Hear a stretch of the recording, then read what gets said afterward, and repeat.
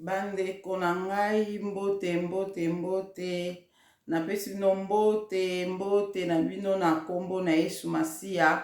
mwana Nzambe na bomoi. Ngai mama Deline naye kosala video oyo pona kopartage makambo oyo Nzambe ayebisaka ngai pona jeûne et prière. Naloba ntango nyonso ke na kolobela likambo ya jeûne et prière, na kolobela likambo ya jeûne et prière, mais lelo nalingi sikoyo nalobela ngo. En tout cas, na kolobela ngo ekosunga bandeko vraiment obolandaka nga, ekosunga bino pona koyeba makambo nini oyo Nzambe alingi, ndenge nini Nzambe alingeli pona biso likambo ya jeûne et prière, ye moko mutu alobaka na ngai yango. Pona avant to banda to senga to bondela na kosenga na bandeko na bolingo na Nzambe to bondela pete Saint-Esprit azala na biso. To bondeli na kombo na Yesu Masiya to bondela Nzambe papa na biso na lola mozalisa likolo pe na se kolo Yesu Masiya. Papa to pesi yo merci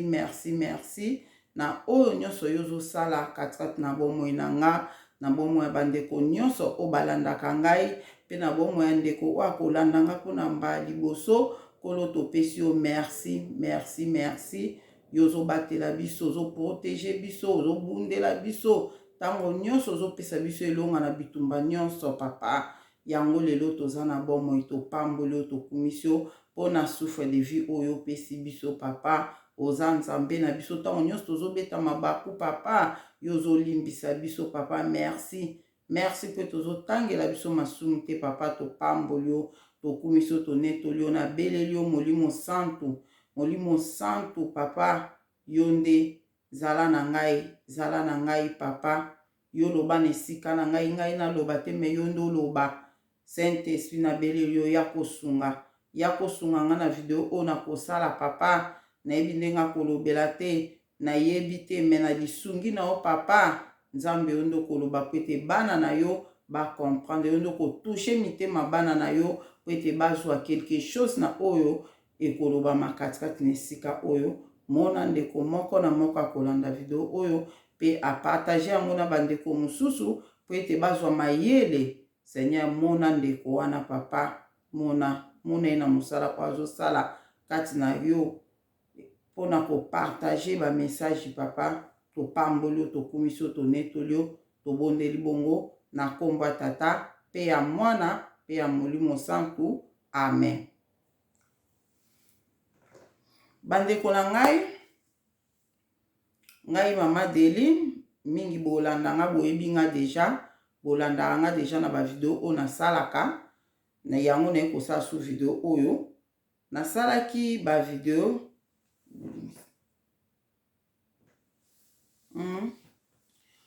video nasalaki ya suka wana. Napesi bato nyonso merci na bato nyonso o bozotindela nga ba audio na bino, bozotindela nga ndenge ya kosala loso. En tout cas, Nzambe azwa lokumu vraiment mpona ngo, azwa lokumu bato ebele vraiment oyo bo participer na likambo oyo Nzambe amona bino, na contribution na bino oyo bino bozo ko apporter na makambo oyo. Donc likoloka ya ide oyo ozopesa ebela bato oyo bakobika na nzela nango. Tokolobela ngo mikolo ezoya, to semaine okaka tolobela ngo makambo ndenge akosala loso wana. Tosalaki tomekaki nga na mekaki nasali loso yango nde bandeko ebele balobi batindi ba video, batindi makambo ebele to comprendre ebele nga kutu nasalaki pe loso, nasalaki pardon le wana nasalaki miliki wana ya loso na melaki yango pe. En tout cas ezalaki très bien vraiment kutu na décidé. Je crois que mikoezo na banomelaka miliki ya loso yango eza vraiment na makambo ebele ba bien fait ebele pona vie, pona santé ya mutu, pona nzoto ya mutu. En tout cas na sepeli nango tolobela ngo sima. Lelo tolobela no likambo ya jeûne et prière po temps ekomi mabe. Temps ekomi mabe, monguna satana azoluka kodétruire bana Nzambe ebele. Monguna satana azokota na bavi ya bana Nzambe ebele. Lelo oyo kaka la majorité bato o basambelaka bazotambola na kobanga Nzambe, bango nde baza na ba problème sérieux. Ozomona yango wana nalobelaki likambo ya prière na explikaki ndenge nini me mutu okoki kosala priere yo moko, ndenge nini okoki kolite mpona bapongi oyo eyelaka biso na temps yo ozosala priere. Na explikaki ndenge nini okosambela na bapriere mpe oakompagne yango na bapuissance, na explikaki biloko wana nyonso. Yango lelo nayi nalobela si jeûne et priere ndenge Nzambe alobaki na nga, yango ndenge nakoyebisa bino. Donc yango nalobi bandeko nyonso merci vraiment. Nzambe amona bino tokolobela makambo wana, makambo eza ebele oyo tokolobela mpona bamakambo wana ndenge osala loso na makambo mosusu mpe kaka tokoloba ngo na video mosusu. Merci na bandeko botiaka bacommentaire. Nzambe amona bino. Nake mbala moko koyebisa bandeko nyonso biso toyebi Bible elobi na biso eza na bademo mosusu nde Yesu Masiya alobaki babima kaka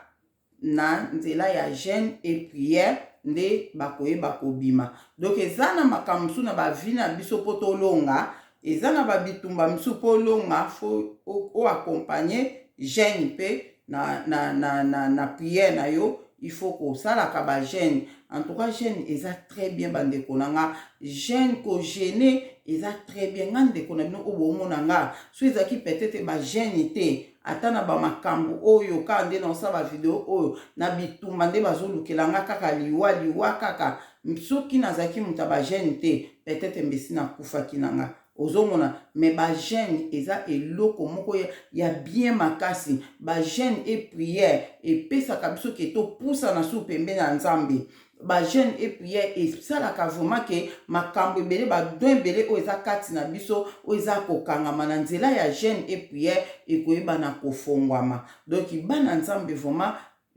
donc vie na biso bana Nzambe eza faut via ba jeûne. Il faut ko accompagner jeûne na ba prière na yo, na vie na yo. Il faut yebaka mwana Nzamba kolia de dimanche de lundi à dimanche te azolia ndenga lingi te, mwana Nzamba liaka bongo te. Ya mwana na ko expliquer nayebi ke eza na bato ebele balozolo bango bazoloba ke basenema moko boye epesamaka mpe ke Yesu Masiya sa jeûnaki mpona biso, biso toa bato osala su jeûne te. Bato ebele balobaka ngo, bato ebele balobaka ngo. Vraiment nayebi te soki ba révélation bazwaki yango wapi. En tout cas nayebi te, peut-être bazwaki yango na Bible po bapesaka peut-être ba verset biblique ke Bible elobi boye bango moko bayebi o balobaka o ezolakisa ke o bango balobaka ke biso tokoki kojeûne te po Yesu Masiya sa jeûnaki mpona biso. Ozomona so nga makambo na oloba na bino yango chaîne o na oloba eza mpona makambo eza spirituel. Eza pona makambo eza spirituel. Nga nazoloba makambo o Nzambe arevelanga, makambo o Nzambe alakisanga, makambo nga na mona. Ndeko oyo ozolanda nga, soki yo pona yo moni kaka oyebi kaka te biso toko jeûne te po Yesu Masiya sa jeûne pona biso. Soki Nzambe ayebisaki yo ke ko jeûnaka te po ngasi na jeûna pona bino nayebi te. En tout cas wana vraiment nayebi na nga te, me nga nazoloba o eza spirituel o nga nayebi yango nga nazoloba o za d'accord na nga te, problème te. Yo zala na position na yo, me nga nazoyebisa yo peut-être so ozaki na position na ke biso tokoki ko jeûne te po Yesu Masiya sa jeûnaki mpona biso. Lelo ndenge ozoyoka nga boye peut-être Saint-Esprit akotouche yo o comprendre ke te tokoki ko jeûne. Mais kako tiango na pratique jeûne otala ba makambo mosusu. Tamsu yo mona ke na jeûna na nga te, me Nzambe revela nga makambo. Na jeûna na nga te, me Nzambe sola na nga. Na jeûna na nga te, me boy. Problème te jeûne otala oyo monaka ekobakisa masu please. Ozomona so olotaka obanda kolota susu makasi. Soko ozande obanda ko mona susu ekosaloka ke loko ba makambo ebele ekozala kati na yo oyo oyebaki te. Vraiment jeûne eza très très bien na ko conseiller bino penda mwana Nzambe foko jeûnaka. Ozoma foko jeûnaka. Banguna na biso bazo sepela, monguna satana na batu na ye bazo sepela ko détruire ba via batu po bazo sepela po batu bazo jeûner te. po bato bazo gêner te yango bazo koka kozwa bato yango bazo koka kozwa bato soki eza ke bitumba na yo ndeko na nga ezalaki kaka lero ozobonde anoko bonde pendant 3 jours 4 jours 5 jours obondeli sans gêne olongi lero olongaki bitumba ana me monguna satana soki ake amultiplie baforce na ye lero aye atake yo yo mpe ezosenga fo multiplie su baforce na yo okomaka na temps moko ekomaka ke ozala coincé fo kota na gêne il faut gêner kogene eza komikitisa devant nzambe kogene eza ozobima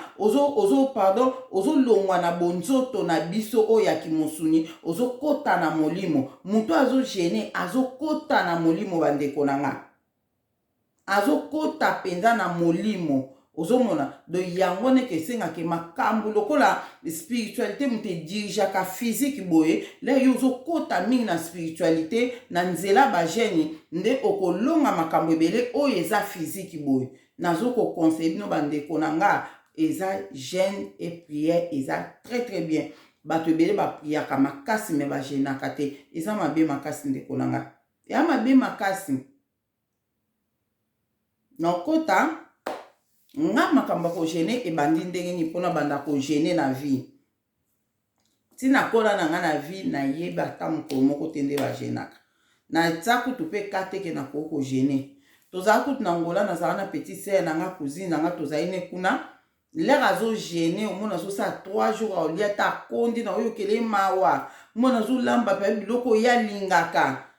seigneur na olamba biloko oyo alingaka mpo le azoyoka solo nango wana alia ata mpo azokonda kingo ezokomeka molai mwana mwasi azokoma nzoto mike boye ndenge nini likolo ya bagene nazalaki vraimen koyokela ye mawa makasi nga vraimen nayebaki ke na vie ko gene kutu non nandimi natiaki kutu kate ke un jour nakogene natiaki kutu kate un jour nalia te soki nakolia te loba ta mosusu nalie te mpo nazwi nanga tan te ta mosusu naza makambo ebelebele ya kosala nde nazwi tan kolia te me nalobake nakolia te mpo nabondela edaye lokwa mpe nanda oprie pe te donc c'est normal ke nayeba makambo ya kogene te ezalaki normal mpo na nga nde naye siko awa na Europe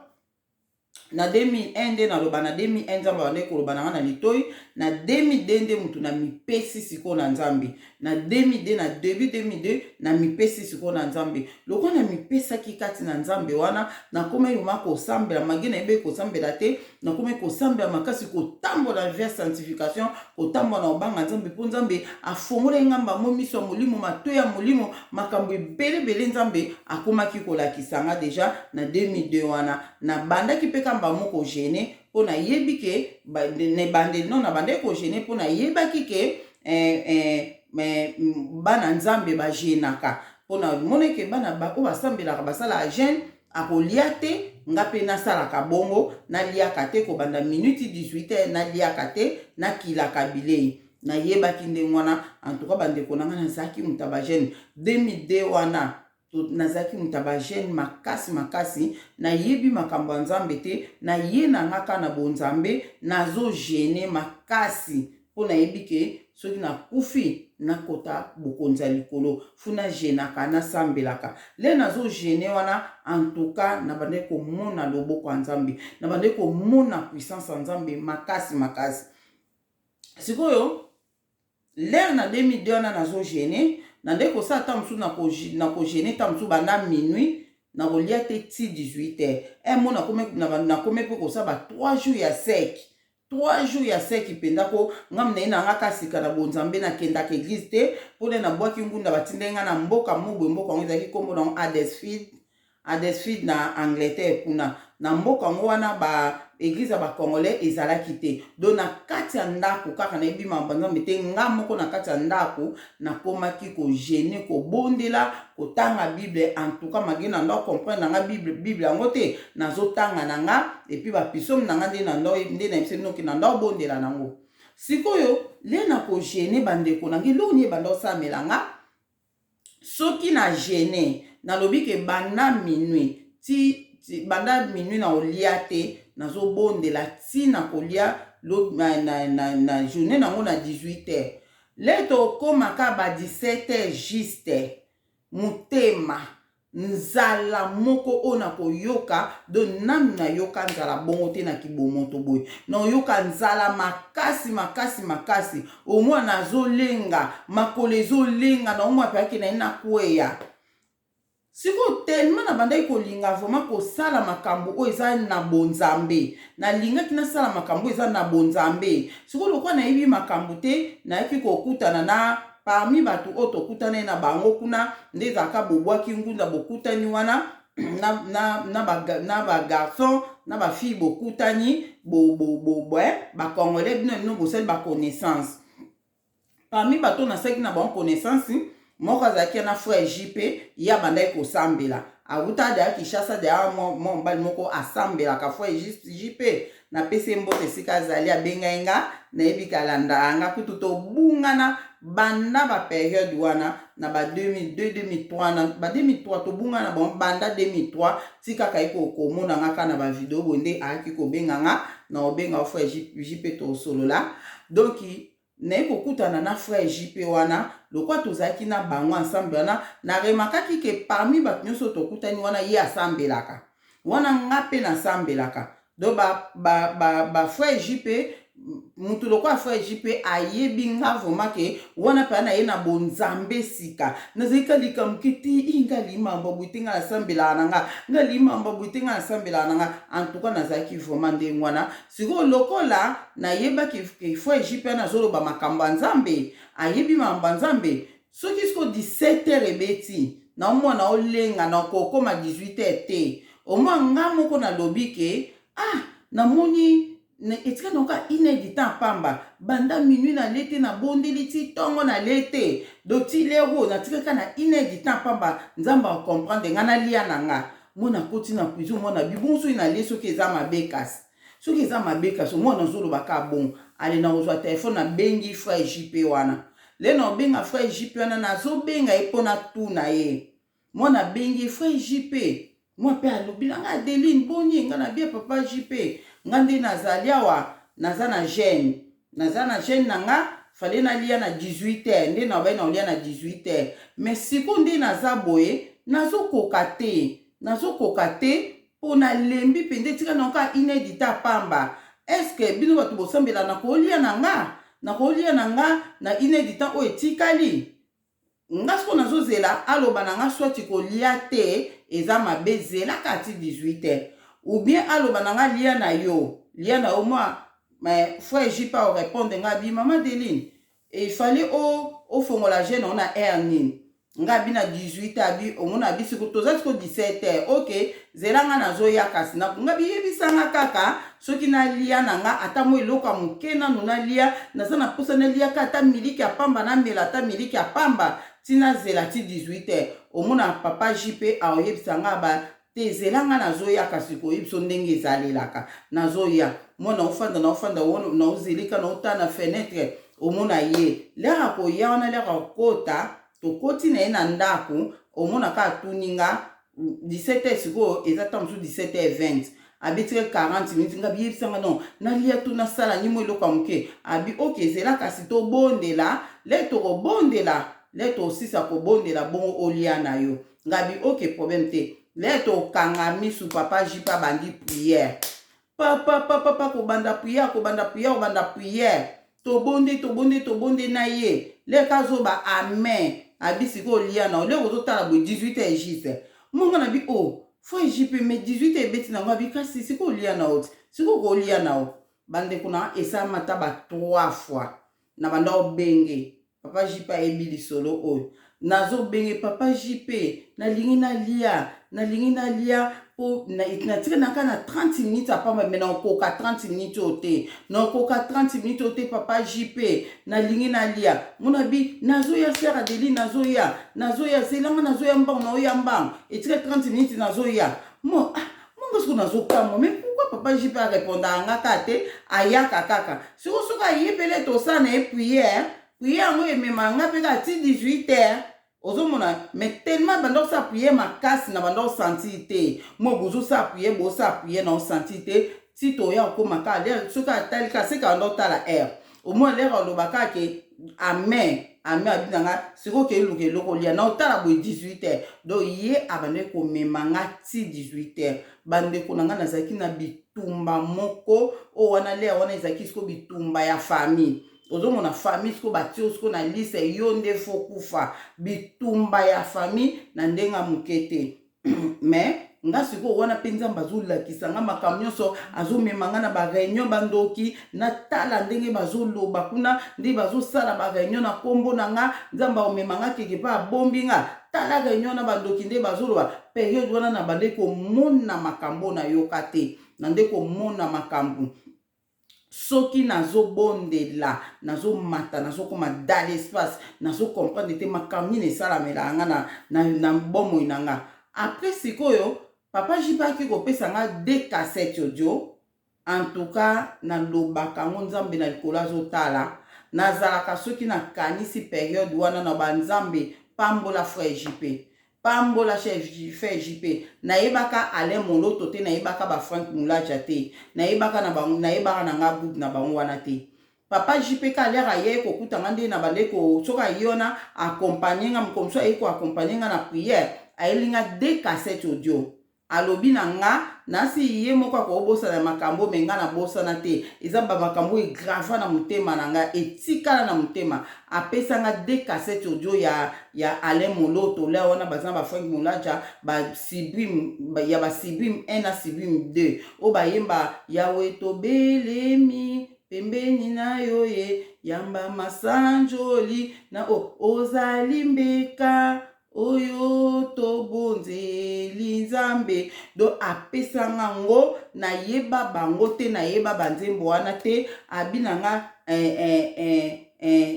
Sœur Adeline soki ozobondela tiaka banzembo oyo e accompagnaka ona prière na yo wana frère JP nzamba pambola yo na bondela kale nyonso na banzambe so na kanisi le passé na nga na banzamba pambola frère JP donc apesa nga yango nga bia bon eza banana bi eza bafunga bi na ibi ba ontabi tiaka yango ale a partir na siko esalaki soki na lembi na nga ndeti ba 17h surtout en tout cas na koza na nga makasi tant nyonso surtout comme ka 17h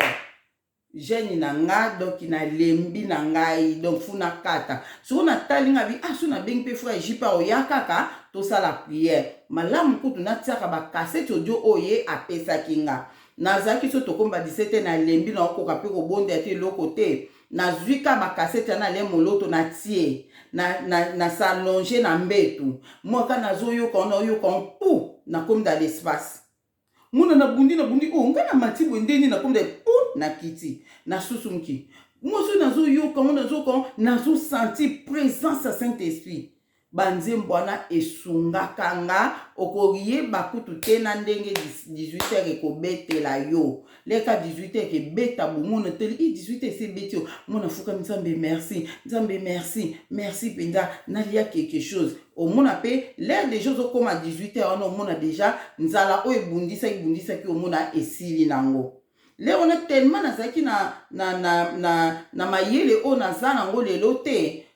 nazoyeba te ke ezaki bitumba mongu na satana azolinga te ke yo okoma na 18h ozomona pole 18h ezobeta nango mwata mosu omona na frère nanga mpe nzala esesi nango si na sisi nanga na clôturer nanga déjà jeune nanga mais omona na olia pete na fandi pe omona na sali pe so eloko makambo mosusu nde na okelia nsima mais 17h à partir de 17h et 18h ezaki vraiment eloko moko munene pona nga yango nazoyebisa bandeko obo olandanga na video on sala pona mamba jeune oyo ndeko o naza na expérience wana ebele par rapport ya bato o na osola na bango otuni boye ana jeune kame moko esalaka nga bosuka na jeune na yoka mabe eza mongu na satana alingi te bato ba gêner ndeko nanga okozala na yo boye ole na ote biso c'est ça la biso okoza ole na ote banda tanga si 15h ole no eloko to melipe eloko te mozano bien to makasi mais soko ozaka na jeune kobandaka tongo le ozokoma kobandaka tongo nde oza na jeune wana ozolamukaka na tongo kaposa mai moko ya tongo wana posa mai na tongo boye ndenge nini ozomona olamukaka bozoyoka mposa ozwa mwa petit déjeuner mo eloko moko boye eza monguna satana mutu atiaka biso yango mpo tokoka gene te. Donc epuis soki ozosala gene eke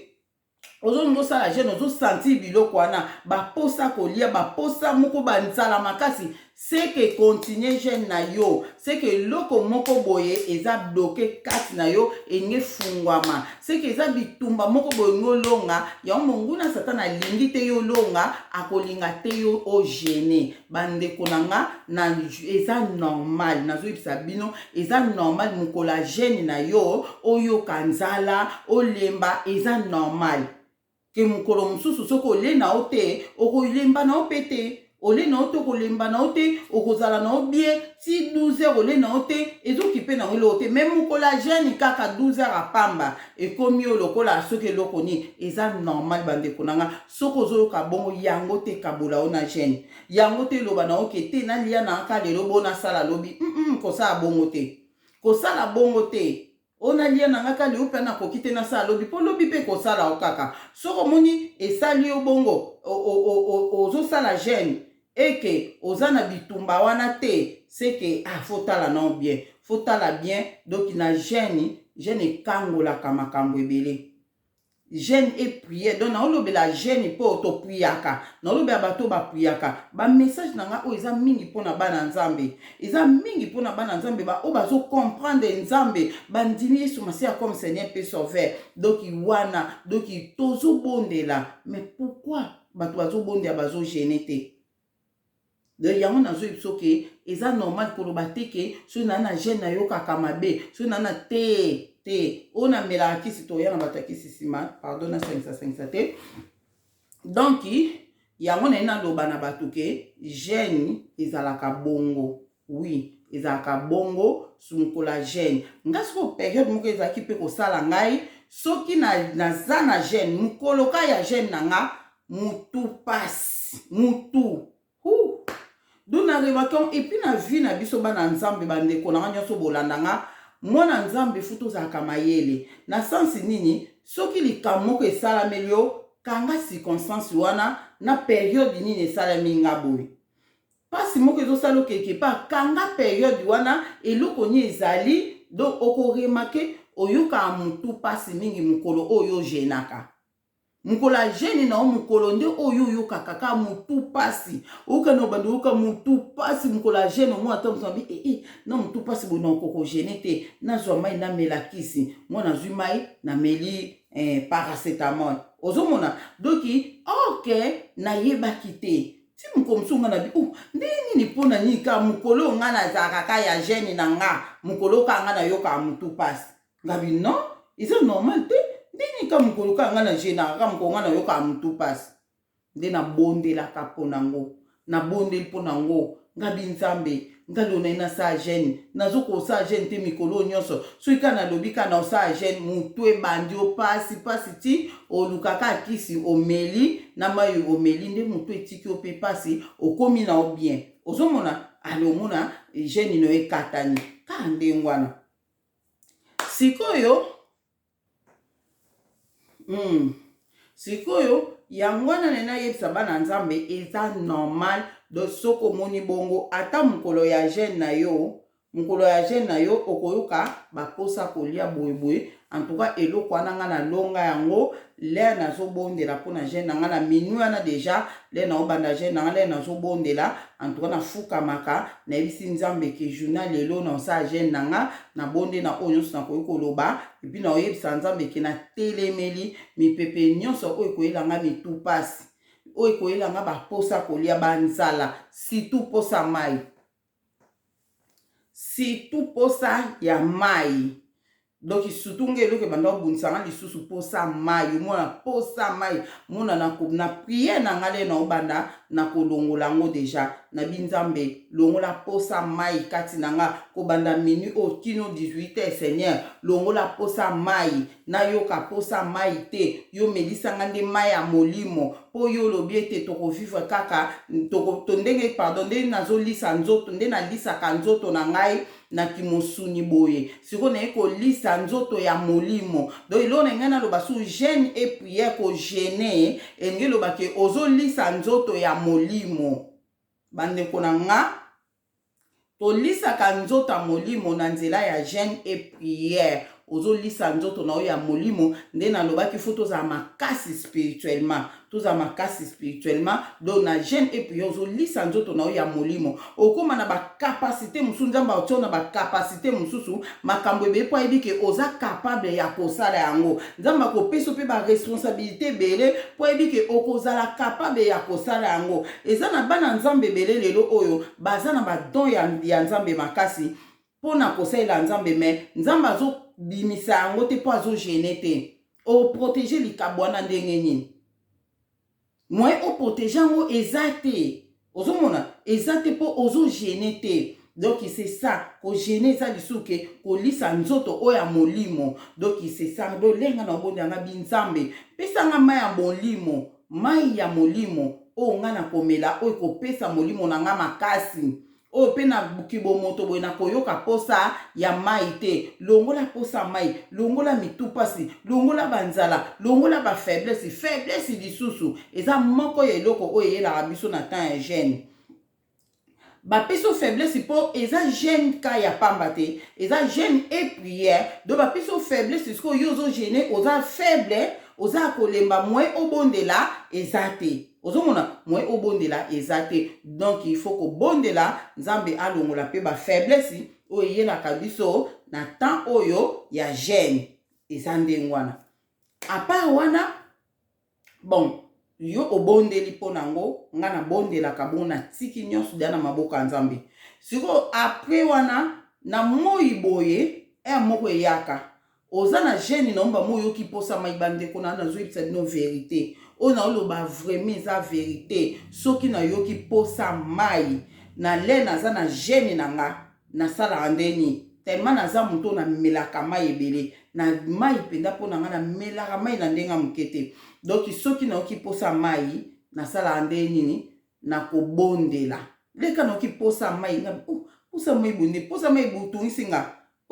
bandeko na nga natieka mutu na nga na se na binzambe longola posa mai nga na jeune ndeni nakoyoka posa mai miniti ezwaka kutu tante bosala ngo oza na jeune na yo omoni ata so one bandeli nano ya jeune na yo na minwi wana obondeli olobi na nzambe ke baposa eya te ala presi sikoyo lere yo lere omona posa na eyeli yo posa ya mai eloko moko eyeli yo bandeko na nga bondela kasi place wana loba nzambe longola posa oyo longola yango oyoka episo oza na jeune obando oyoka ata bavoisin baolamba kuna mosika solo wana biloko ebando yelo kaka omoi bavoisin baza bango bandibu me ozoyoka mwa solo moko lokwa ya fumbwa na makayabo ezobima na ndako wana solo moko nde ya makayabo bakalinga ezobima kuna eza nyonso mabe loba nzambe longolanga basolo oyo ya koderange nga longolanga eke mosika ekolongwa nango donc eza biloko oyo biso tokata bagene na biso te mpo nini ke nayoki mutu mpasi nayoki libumu mpasi nayoki boye kokata gene na yo te mpo eza normal ifo ebundisa yo mpo soki obundi te seke gene na yo nayebi te so nini fo ozala na bitumba donc yo soko okobondela mpona olonga bitumba wana ndeka nayebisaki bino mpona kolonga kolala totelemela yango avant obanda prière ndenge moko na kolonga nini fo otelemela yango avant kolonga baposa oyo eyelaka biso na bamaladi oyo emanifestaka na lere ya jeune il faut okolonga ngo kaka na prière tokenda makambo mosusu tolobela likambo ya kisi eza na bato ebele ajenaka te mpo amelaka kisi eza normal te ndeko na nga eza normal te oso na meli kisi te ekisala mabe boye ndeko oyebi ke okoki mpe kobosana mpe journée na yo moko omeli kisi te ozomona okobosana mpe omeli te donc eza problème te donc siko na oloba boye mpona bato bomelaka bakisi wana ngam nayebisa bino oyo akosalela sali oyo amonaka eza danger mpona mpo bolingi bakisi bolingi bacomprime bakisi badoliprane ngaso nayebisi bino mokolo nga namela doliprane bato ebe bondima ngo te mokoni nga amela doliprane mpo doliprane kutu kaka combien de fois mokoni namela nga moku na oyeba te mais so na bina raisonner na oyebisa bino ozomona wana to lobelango mukolo to lobela mamba ba pratique ona lobe mamba ba pratique kala te na sala kala mingi te po eza video moko ma msunde mutaki ko kasa ko bon ok siko donc pona ba kisi ndeko na nga kisi ekabolo na jeune prière te po à travers kisi jeune et prière wana yango kutu esala yo pe otika kisi wana kotika kisi oyo mela kenge lobake kozwa guérison à travers jeune et prière ememela o guérison donc ekosunga potika kisi wana yo omela kisi so omela kisi tongo pokwa balobake il faut komelaka kisi wana ko rate kisi wana te il faut melaka kisi wana ok po meate kisi no pe atongo mo po robosa na po lali po le kana po yo olamu ki pe 11h o melang pe na 12h donc il soko mela kisi okosa jeûne na yo de minuit jusqu'à 12h donc jusqu'à après prière il y a 12h eza mabete osali demi journée ya jeûne na yo eza nona problème te demi journée ya jeûne na yo eza de minuit jusqu'à 12h donc so mela kisi ya tongo na 12h na tongo ndi to mela yango ba 10h na ndimpe to la kaka 8h kisi te ba 10h o mela yango donc pour ça yango kaka mela yango après 12h donc ba 12h30 il est aussi sa prière na o ya poko so o mela ba 20h o meme on a 22h donc ils na problème te donc yango ko empêcher au ça la jeune te wana ici bino bongo première possibilité que pour ça kisi na wana deuxième possibilité ko mela te en toi bolimbisa komela te okokufa te au contraire kutu ozomona na oyebisa no osandeni omela kisi na tongo chaque tongo omela kisi peut être bakisi musu ba melango na pokwa te kaka tongo oyebisi nzambe komela kisi te okokufa te ekosala eloko moko te ndeko nanga eloko yo kosala kaka lero ozobondela na ona minui wana olobi nzambe na journée o nga na ekokila bilei na nga lelo okoyebisa nzambe obi na mela kisi na nga docteur apesanga kisi de lundi à dimanche mais ngai journée ya vendredi to journée ya mardi nga na komelaka kisi te oyebisi nzambe lero ozokoma mardi wana na minuit wana obi seigneur nga na melaka kisi mais lelo na omela na nga kisi oyo te yo pesanga kisi ya molimo oyo ko guéri nga maladie oyo po na eko kaba journée na nga ona maboko na yo na eko kaba journée na ona maboko na ona na bondela na gêner oyebisi nzambe bon c'est tout ndeko na nga au contraire kutu ko nzamba kolongolo na kisi wana surtout so oyebisa nzambe ke naza na posa na gênaka ba 3 jours ba 4 jours ba une semaine mais kisi o mutu e empêchaka nga nzamba kolongolo nango nzamba kolongolo nango kolongola nango ingelo ba médecin moko olongolo po lero ke kuna médecin bi o mais kiso to pesa ko to monde boy ko mela so yango te to zela non po to mona ndeti et comme salo mabe fo on dirait oza déjà guéri boy mais kende na oya kaka contrôle nde ekosala oke okotika kisi wana okotika kisi wana médecin moko otiki so nga période moko kisi attention médecin mutati senga abi o kiso yo mela keza pour tension eza ko likolo mais nazomo attention ne komi na se tika komela so kisi o te mais ya kaka chaque semaine to contrôler ko na kenda chaque semaine pendant 2 mois docteur lobi te tika ona kala ba nele kaka na mela ngo ka pendant 1 mois pamba wana pesa témoignage mususu na lobango pita ozomona donc docteur mutatiki sakinga yango docteur mutatiki na ona mela ngo ba 1 mois ba 2 mois 1 mois ou 2 mois en tout cas na wumela na kisi ate 1 mois ou 2 mois de docteur atikisanga kisi wana po tension kitinga makasi etika pe esilaka ozomona ti eyakozonga après soki 6 ans de tension yakozonga nga période wana eza témoignage mususu na koloba na bino ndeni elekela sikoyo yango na lobi ke okoloba na nzambe ke journée oyo ya mardi na kabion pa na yo nga na bondelaka na lukelongi na yo na komela kisi to yo pesanga kisi ya molimo pesanga kisi ya molimo bandeko na nga nazoyebisa binoko zala na kondima nde osali bongo ata kutu docteur aloba so omeli kisi yana te na journée moko kokweya yo okoya na ote okoya te sopo ngo sala 2 jours yo kaka bandaka na journée moko omuna oke simbo ko sa pe 2 jours na ope osali jeune na yo olobi ke ngana omeakiste pendant 2 jours nzamba opeso kisa molimo oke bate kiso ya bando peso ka mardi wana ya molimo yango ko guérir yo maladie na ope etiki so kisi wana donc yango nena lobake kisi ekabola yo na jeune te ekabola na ko sa jeune te bandeko nanga po okolonga problème à santé na à travers jeûne et prière. Bandeko nanga na jeûne et prière soko ozaki na ba blocage moko ozaki na ba problème moko na nzela na jeûne et prière nde okozwilango soko ozaki na problème moko eza bitumba na famille bien problème moko boye na nzela na jeûne et prière nde okozwilango solution so okoti jeûne na yo okokota no jeûne no osalaka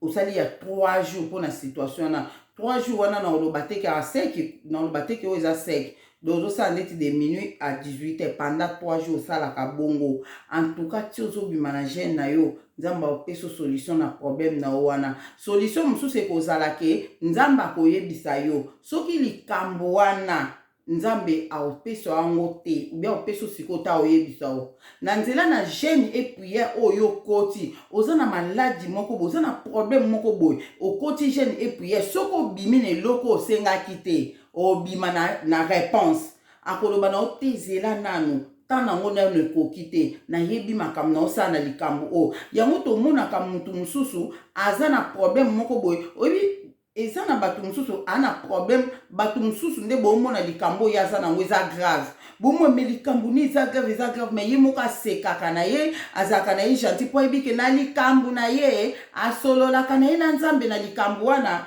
mpo na ye likambo eza problème te ozomona likambo eza problème te na opesa bino ka exemple ke ndeko moko bakangaka mwana na ye na prison bakangi mwana na ye na prison mwana ka moko abotaka mwana na akolika nde bana baza mobulu pou bakangi mwana na prison le bakangi mwana na prison mama na sambelaka makasi bato nyonso balobi mwana ope bakangi na prison bakateli 5 ans mbimba na prison mais mama na so boke na église azobina azokumisa nzambe bato mwa baotala ye penda na problème au mwana pe ande bakanga ye na prison na 5 ans mbimba mais ye penda fala lelaka bato siko mokili balinga bongo balinga muto aza na pasa lelaka bango basepelaka ozomona nde azolela bango basepelaka boye mais le muto aza na nzamba lelaka na problème te pourquoi muto aza na nzamba lelaka na problème te po na problème na ye wana sololaka nango na nzambe asola nango nzambe moko azoyebisa ye ke likambo oyo eza boye nzoka nde mama wana nzambe akangai munoko abina ye mwana na ona bombi ye po mwana wana aza mosali nanga munene monguna satana mutu azolinga bongisa ye nzela yango nake bombe na prison eza na bato mosusu na prison nzambe mutu aobomba bango nzambe azwi ake bomba ye na prison ata azosufri na pasi ya prison kuna me nzambe préféré na temps oyo azala no na prison kuna comme ça ngamo na yebi po makambo oyo monguna satana azolinga sala mpo na ye na koya koperdre mwana oyo ozomona to mosali nanga aya operdre mwana na ye oyo se mina ke bomba ye na prison siko yo oza exemple na opesaka exemple na oza na mwana na prison mwana ka moko oyo bota aza na prison ozolela nzambe ozolela koyoka susi banini kota jeûne prière ndeko kota jeûne prière wana leko obima nzambe biso ozolela pamba tika mwana na ona bombaki ye soka bimi lelo o risque akufa po monguna azoli amemaki na nzela na po emema ye na liwa me na confondre ye monguna na kotisi ye prison ake na prison kuna afanda 5 ans po abatama me lera kobima ngamo nzambe na yebima nosala na ye yebisanga mama bongo ata bino so bozolinga ya lela akolela te aza mutu na esengo akolela te na oyebisa bino po ayebi ke asola na nzambe ozomona ye kuta bando yokela bino mawaloba bako penda bana bango baza na risque nga mwana nga za protégé na prison po nini aza na révélation ya nzambe oza na maladie moko boye bato nyonso bazozela yo kufa le yo kotaki na monjinga mabonde na jeûne et prière nzambe akoyebisa oke na maladie no nakobikisa ome koloba na mutu te koloba te tikaka banguno batio malade bakanisaka tozokufa kala te bazala bongo mpo nga moko nayebi nde na osala okufa na yo te me okóma mpenza na suka bato nyonso bakoloba mpenza oyo badésespéré mpo na yo balobi kaka kokokufa alesika sikoyo ndenga na osala nzambe asinala yango bato na oyebisa bino nzambe asinala yango bato ale muta bongo sikoyo akozala muta olela tata bino boyokele maladi oyo mpenza ozomona so pasi ye ata azoyoka pasi aloba nayebi ke naza na nzambe ayebi situation na nga nayebi te ayebi situation na nga ndeko na nga soki ozokota jeune et prière oyeba situation na yo oyeba na likambo na yo ndenge ezokende koyeba nzambe andolakso ekomi na niveau boye ekomi sikoyo boye ekomi boye soki mpe bazobundisa ngo nzambe ayebi so babundisi yango napesaki yo me babundisi yango zela lisusu nayebi nde na kosala sala boye zonga boye se kompote boye do mutu aza na nzambe ata aza na problème azala na assurance mpo lia kozokota na jeune et prière nde okoyeba likambo na yo eza wapi okoyeba banani oyo bazokobundisa yo nzambe aloba na yo kanga monoko ngambo nayebi mamu na osala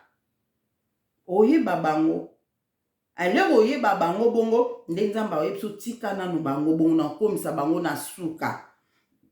yo soki oza révélé na likambo na okolelalela te okozala toujours ata badifficulté ata bapasi okozala mutu na esengo olelalela te yango nazoconseille bino bandeko na nga bokotaka bajeune et prière eza nécessaire na vie ya mwana nzambe tozongi sikoyo na témoignage na nga mpona ke na bino ntina makambo oyo nzambe alobaki na ngai na ndenge aexplikaki ngai ndenge asalela jeune et prière yango vraiment eza très important na oyebisa bino nde nzambe alobaki na ngai après lero ekoleka bongo na ekokoma wana ezalaki ba 2002 donc nzambe atravaillaki na nga à travers par frère JP à travers frère JP donc nga na nga moko nakokaki mpe kokata jeune wana na ba 17h toyeba sikoyo nsima ke nzoka soki nakataki ka jeune wana na ba 17h nzambe alinga kontango te nzambe alinga kontango jeune te tokoyeba nango ere aexplike ngai tokóma na explication nango namoni nazoloba ebele minute ezokende mbangu namoni ekota de video mpo naza na posa funa loba na posa funa loba makambo oyo ya jeune prière oyo nabongisa yango eza babiloko oyo nabongisa yango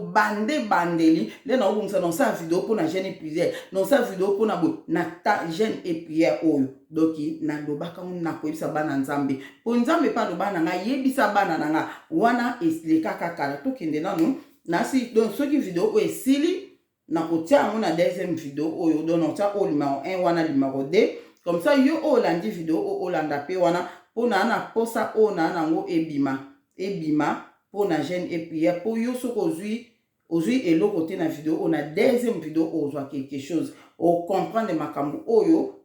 nazoloba nde nazoloba boye toye sikoyo na nga sikoyo lere naye kokóma sikoyo na Majesté 2003 naye na Majesté donc 2002 nazalaki muta ba jeune et prière ba 3 jours ya seki nakomi kosala mpe ba 3 jours ya seki omona premier jour mpenza olembi mpenza olembi okei soki olembi nango kaka otie mai na base oke ofandi nango na mai ya bassin obwaki mai epesi yo makasi après na oloba epesi yo makasi omona ozongisi wana ale papa okosukola ata 3 fois par jour ndenge na bandaka kosala période wana mpo nazalaki kolemba makasi na jeune nazobwaka mai me nazobundela mpe nazotanga bapsaume na nga ndenge nazalaki lokwa bebe spirituel nazalaki mingi prière na nga mingi na bapsaume na boye maloba bandeki kobima me nazalaki vraiment na maloba mingi te na ndeki kokenda ngo nzambe bandeki komimonisa puissamment na yo yebisa bino après sikoyo toyei kokóma 2003 naye koya na Majesté nalongwe sikoyo na mboka naye na Majesté 2003-2004 nakomi kokende baeglise nde nakomi kokende baeglise esika nde sikoyo omoni bozopartage makambo na bato me naremakaki sikoyo bato nga na partageaka bango mambo spirituel me en retour nayokaka bango nango te me basambelaka makasi nde nakokomprendre ke mambo ebele oyo nga namonaka bato ebele baosambela me baomona yango te ozomona eko mona peke bavia bagene lokwa pe période wana nazalaka pe na bitumba makasi et puis na ndoko bondela makasi bongo po na kanti bon wana eza kuma mosusu mais eza ke na ba 2004 nalembisaki kogene nazali su mutu akogene mpenza te nakosa pe 3 mois na kokosa bino te 3 mois pe na gene nanga te na ba 2004 wana mais nakomi siko kokende église mais l'église on peut moi ezaki oko semaine oyo tosala jeudi bato balia te tozala na jeune ezalaki ozala pe na biloko ya bongo mona jeudi tozala na jeune oke tobondela mpona sujet boye ebanda ozala bongo na église yango wana mpe na losala kaka so baprogramme jeune na église nde nasali mais so baprogramme pe te na osala na nga te bandeko ye kosala sikoyo ndenge nini ekosala ke lokwa na balesu kogene mpenza te antoine na ndo gene su te wana ba 2004 nde nzambe ayekoyebisa ngai mage na ndo gene te me na bande na mpe kolota me makambo oyo na bandaka komona wana na Huddersfield nde moko ozobondela omati dans l'espace ezalaki te antoine ezalaki su mpenza te antoine ezalaki mpenza te ba 2004 wana sikoyo eziye kokoma sikoyo ke nazo gene te nde nzambe ayekoyebisa nga alobi na nga me na banda omona makambo ebele mo mpe nzambe aosola no mpe na lito ezalaki nango ale nzambe ayekoyebisa nga bilangaki ya Deline oza na bitumba makasi na vie na yo il faut ogenaka 2 fois na semaine ozolanda wana makambo nano oyo nasolaka na nzambe makambo ya gene alobi na nga boye tolanda alobi na nga Deline oza na bitumba makasi na vie na yo ndenge oza na bayini ebele na mokili oyo epuis oza na bitumba makasi il faut jenaka 2 fois na semaine bandeko na nga le nzambe azoloba na nga bongo wana nga bitumba famille esilaka banda 2002 wana ti mokoloko omona vi na oso oza na bitumba yo bondelaka kaka vi na o mobimba ezala bitumba te na temps moko boye bato babundisa nzambe apesa bango dele babobundisi epe mingi ekoki botika ye nga nzambe asala yango na famille na nga nzambe asala yango na bato balingi baboma nga na famille na nga ayisa bango abekoki na obeta yango na témoignage nde nzambe asalaka na bamakambo ndenge asalaka na ngai doki esilaka famille kokaki suko bunda nanga te edaye ekute komaki bandoki wana nyonso famille banda oluka kolianga soki na olota bango na olota nga naza dans l'espace na likolo bango bana se bakoka kosimba te bango moko to balobi ke na réunion mo bazaki na nzamba memanga babike mwana na kutata linzaka ne apamba po simbango ezaka pasi po azala kaka likolo biso tozana se non comprendre ndini na lota bato oyo na senga likolo mona osala dit na ina kitabo mo ba simbanga bochuna matisu likolo kaka bongo alinaki yo kona réunion na babi mwana wana pozo atali nzaka na pamboko detu on te po ya za likolo biso tozana se nzamba pesaka bango dele wana pe silaka ba yaka lisusu te donc banda 2002 wana na novembre esilaka do makambo wana esilaka nde to kokoma na olo basiko na 2004 nazaki su mutu o nazaki te kolare kolota nazaki kolota susu te ko batu baye kolukanga baye kobundisanga baye kosanga boye nazaki su kolota ngo te nalala pongi na kimia wana nzambe salobaki nanga ona ese bino kabe nanga fo bondela 2 fois na semaine pardon 2 fois par jour faut bondela 2 fois par jour so obondi na tongo olamuka obondi na tongo olamuki et puis obondi na pokwa avant olala ali wana de asa lobai na ngango ali ayiko yebisanga ke Adeline oza na bitumba makasi oza na bayini ebele na mokili oyo yangwana fo ojenaka 2 fois na semaine na tuni nzambe nga na bi na jena 2 fois na semaine ekozala sec ou bien ekozala ndenge nini a répondre nga première fois répondre nga lobi ke bon na jeune na yo sala jeune ndenge nyonso olingi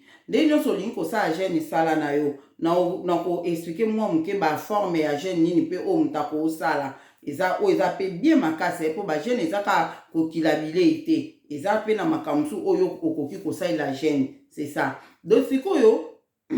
ayebi nga na tuni ye nga na bi Seigneur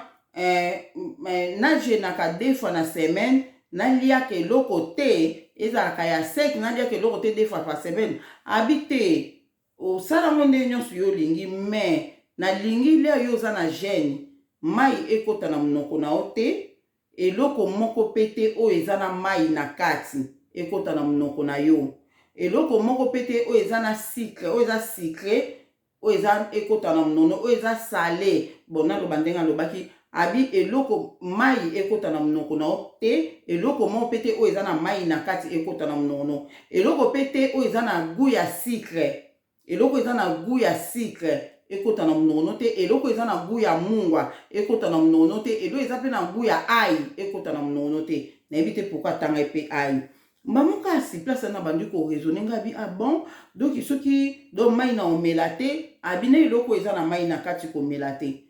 mungwa eloko eza na mungwa eza na goût ya mungwa kolia te oyo eza na goût ya sucre kolia te goût ya ai kolia te ah soki na bandi ko raisonner nga mobo soki na olia ni légume abi te légume te ah nga bina luki pe kaka eloko nini na nga na olia oyo eza na mai te ozomona mbamonga na bi ah siki naliaka na nga ka ata bisisa nzambe na nga wi engiro bakoliaka te lea oza na gene na yo kabia bon do nasaka 2 jours nalia te alobi problème ya te soki yo moko olingi osala yango 2 jours olia te yo moko so olingi osala yango ya sec abi so olingi osala yango ya sec 2 jours olia te wana yo moka so olingi mpo osalaka yango herbe ti herbe yo moko moto bando mpona aire na yo me nga nde nalingi kafo ezala 2 fois na semaine nzambe aloba na nga vraimen bongo abi yo moko moto bando mpona aire na yo nini yo olingi ofongo banda pe osukisa me fosala yango 2 fois na semaine po oza na bitumba makasi po so osali bongo te eza pasi po longa yo nazoyebisa bino bandeko na nga nde kozogeni te eza pasi po longa neyebi te bato bagenaka te ndeni balongaka antuka nayebi te vraimen ndeni bolongaka vraimen antuka nayebi te yango nazoba banzambe baza ebele antuka nzambe oyo anga lobaka na nga fo kogene mpona kolonga mpona longa ifo na genaka donc c'est ça première fois oyo alobaka na ngai yango wana nde après naye kocomprendre yango ke funa salaka jeune 2 fois na semaine bandeko na nga soki kaka nakanisi yango mikolo wana 2 fois na semaine na bandi kosala naoza semaine o semaine c'est 3e c'est 4e na bosani na nga na ofanda na pe 2 mois lisusu na genaka to moka na susu ngebi nzambe aloba na nga 2 fois na semaine 2 fois na semaine na genaka naza na bitumba na kozongela 2 fois na semaine do na bundaka kaka bongo o na pona jour fixe na pona jour fixe na jour en wana oka ah te jour te na longola oka na otiango lobi au moins pe semaine mbo gene te en tout cas na bunda na likambo jeune wana ozomona na bunda na ndenge alobaka na nga 2 fois ndenge alobaka na nga 2 fois na semaine donc yangwana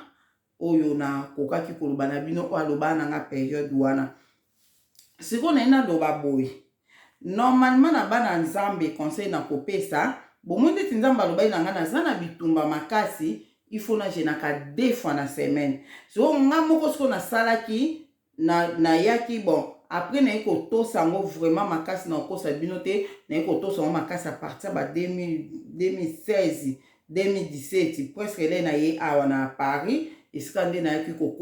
kotosa makambo ya ba jeune wana po nzambe akomaki su kosere ngai vraiment makasi ozomona mais pourtant tala aloba na ngango banda 2004 nzambe abana nga na jena 2 fois emona salon mais etikalanga kaka na mutu nde wana donc yango na ina lobake biso bana nzambe bena na bitumba pona naza pe na bayini ebele yo pe ndeko ozolanda nga oza pe na bayini ndeko na nga donc kwa oza mwana nzambe oza pe na bayini ozanga pe bitumba te balinga ka kobundisa biso na bandoki ya famille na bandoki nyonso ya quartier nyonso babundisa ka biso yo mwana nzambe fo jenaka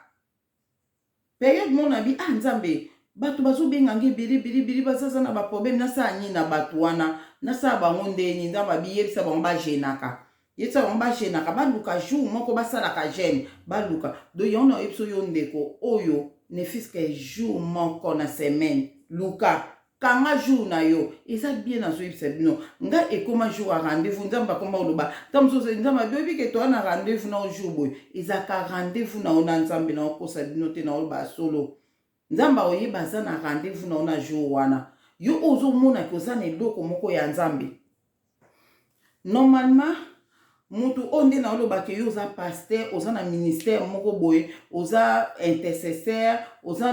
na likambo ozosala na part nzambe ozosala eloko mo na part nzambe oza mutu fo jenaka 2 fois na semaine 2 fois penza na semaine po olonga po penza nzambe a travailler na yo na domaine oyo na ba capacité oyo atia kati na yo na grâce oyo atia kati no po ebima il faut 2 fois na semaine de konangai yo ozomona ke nayebi te bato mosusu ke nga naza na nga ka simple mutu toyebi te yo mutu ozokomimona oza simple mutu mais oyebi te nzambe amonaka o nani jenaka ata 1 fois par semaine jenaka ata mbala moko par semaine esala yo bien ndeko na nga esala yo bien na jeune wana ozobondela surtout so oza na problème moko etungisaka yo na jeune wana ozobondela na problème wana ozobondela mpona makambo oyo nyonso kaka ndeka yo bondelaka mais wana sikoyo akompagne yango na jeune na yo okomona nzambe akosalela yo ozomona normalement mutu normal il faut jenaka ata 2 fois na semaine 2 fois par na semaine wana oyo eza pena ke kangami mutu moko kangi yango ke nga funa jenaka 2 fois na semaine à part ça tozaka na makambo mosusu oyo eza spécial ke mikolo nazomona ndeti bitumba moko etelemeli nga en dehors ya 2 jours na wana obakisi su journée moko osali 3 jours osali 3 jours ndenge osalaka jeune ntango mosusu osalaka mardi na jeudi to mardi na vendredi omemi onsiko osali